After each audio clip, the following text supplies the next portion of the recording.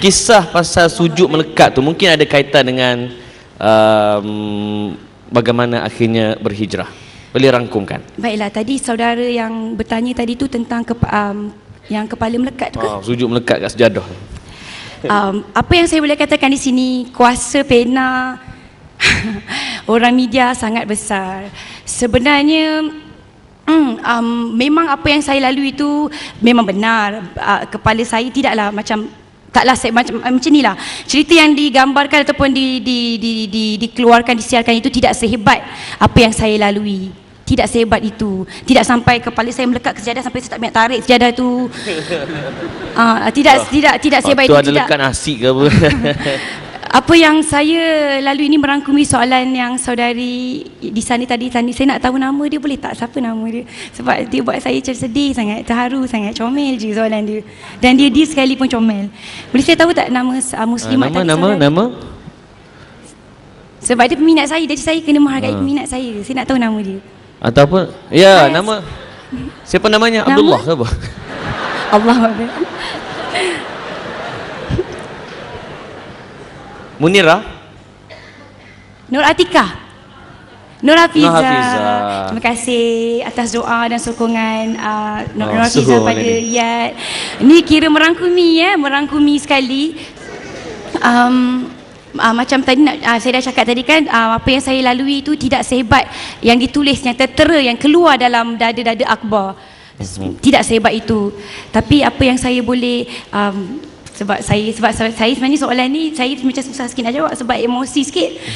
Tapi tak apa, sebab saya tidak pernah jemu untuk menjawab soalan ni, sebab saya tahu soalan ni, jawapan daripada soalan ini akan banyak membuka hati dan banyak memberi manfaat kepada mereka yang mendengar. Kalau sedikit sebanyak boleh mendatangkan kesedaran, keinsafan, terdetik sedikit pada hati anda semua, saya rasa sangat bertuah dan bersyukur pada Allah. Sekurang-kurangnya anda merasa apa yang saya rasa. Baiklah, nak cerita pada start. Ringkas dalam tempoh 3 minit. Macam ni, kebetulan malam tu 3 CD kan. Yeah. saya ringkaskan kalau boleh saya tak nak nangis, saya akan elak untuk beremosi. Tapi cerita ni memang emosi. Bukan cerita ni, pengalaman saya ni memang emosi.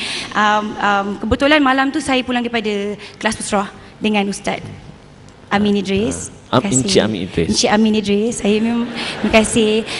Saya semenjak saya berusrah, memang banyak yang saya belajar setiap minggu, dan apa saya belajar tu saya cuba untuk fahami dan saya praktikkan, saya amalkan. Itu yang saya cuba lakukan. Dan dulu saya akui saya memang kurang buat solat sunat. Tapi alhamdulillah bila kita pergi usrah ni, ustaz-ustaz yang saya tengok kesungguhan mereka mengajar, kami jadi malu kalau mereka mengajar secara percuma, FOC, tak ada bayaran. Ada antara mereka yang datang sejauh Bangi, Seremban untuk mengajar kami yang di Kuala Lumpur. Bayangkan betapa jauhnya Seremban, Bangi ke Kuala Lumpur dengan jam yang tak apa-apa, datang untuk mencurahkan ilmu, tapi yang datang 5-6 orang. Sedih ustaz. Jadi saya sebagai seorang pelajar yang sangat menghargai jasa-jasa ustaz ni, dah habis waktu.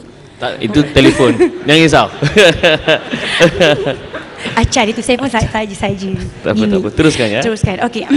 Jadi saya ni pun itulah bila saya dah berjinak dengan usrah, ada kesedaran nak buat solat sunat taubat, solat sunat syukur, solat sunat yang lain kan, rawatib dan sebagainya. Dan nak malam tu tergerak hati nak buat solat sunat taubat. Dan yelah, masa sujud yang kedua tu, 2 rakaat kan, sujud yang kedua tu memang saya panjang lama saya bersujud di sejadah. Masa tu datang apa yang dikatakan hidayah, seru tu pada saya, di mana saya rasa sangat malu, sangat hina pada diri saya, sangat keji kerana selama ni saya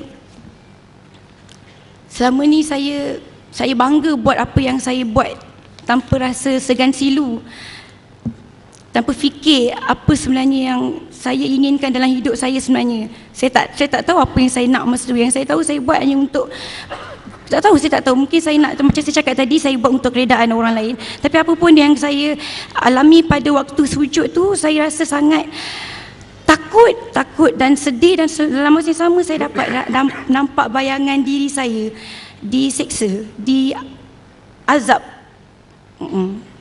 Itu yang saya nampak. Di situlah titik tolak macam mana saya boleh berubah. Dan sebab saya dah tak nak jadi macam, ataupun tak nak jadi macam yang dululah. Macam mana nak cakap Boleh paher tak? Yang penting saya nak jadi manusia yang baru, yang bukan lagi dulu, yang buat sesuatu tanpa fikir baik buruk, kesan terhadap diri saya, terhadap keluarga saya, terhadap maruah saya sendiri sebagai seorang muslimat. Yang saya tahu saya sekarang ni saya telah kembali ke fitrah, dan apa yang saya nak sekarang adalah menjadi seorang muslimat, seorang wanita solehah yang paling bahagia dunia akhirat. Itu yang saya harapkan. Baik, terima kasih Yat dan Tuan. Kita bagi tepukan kepada untuk Yat Hamzah.